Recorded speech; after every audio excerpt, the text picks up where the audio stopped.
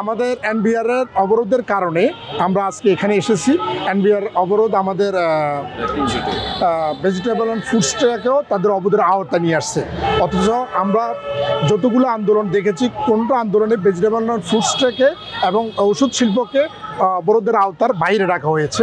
কিন্তু এবারেই প্রথম আমরা দেখলাম যে এটাকেও অবরোধের আওতায় এনে আমাদের এই কৃষকদের কষ্টার্জিত যে ফল এবং সবজি এটাকে রপ্তানি করতে দিচ্ছে না।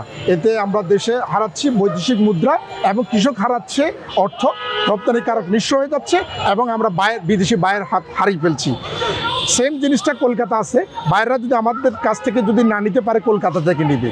কেউ তো কারো দোকান, কারো অফিস আদালত বন্ধ করে দিবেন আমাদের জন্য, কারণ আমাদের পার্শ্ববর্তী দেশগুলো তো সেম পণ্যগুলো আছে, তারা ওখান থেকে নিতে পারে। তো আমরা আস্তে আস্তে ক্রেতা শূন্য হয়ে যাব যদি এভাবে যদি অবরোধ থাকে। আমরা সেই ক্রেতা শূন্য থেকে আমরা দেশ বাঁচানোর জন্য আজকে আমরা এখানে দাঁড়িয়েছি। ওয়ালটন আবারও মিলিনিয়ার অফারে ওয়ালটন ফ্রিজ কিনে আপনিও হয়ে যেতে পারেন মিলিয়নিয়ার। মিলিনিয়ার ছড়াছড়ি দেশ জুড়ে, এটা শুধু ওয়ালটনই পারে।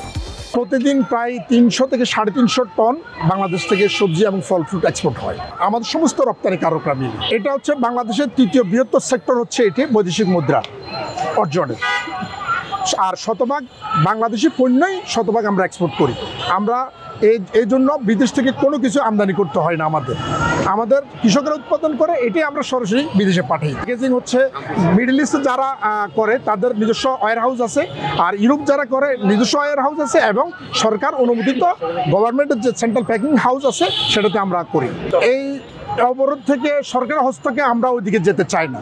আমরা যারা অবরোধ ডেকেছে তাদেরকে আমরা রিকোয়েস্ট করতে চাই এবং সরকারকেও বলতে চাই, এবং যারা বাংলাদেশের প্রত্যেক নাগরিক একটাই মেসেজ দিতে চাই যে দাবির জন্যই, ন্যায্যসঙ্গত দাবি যেটাই করুক, সেটা থেকে যেন সবজি এবং ফলমূলটাকে যেন অবরোধের মুক্ত রাখা হয়।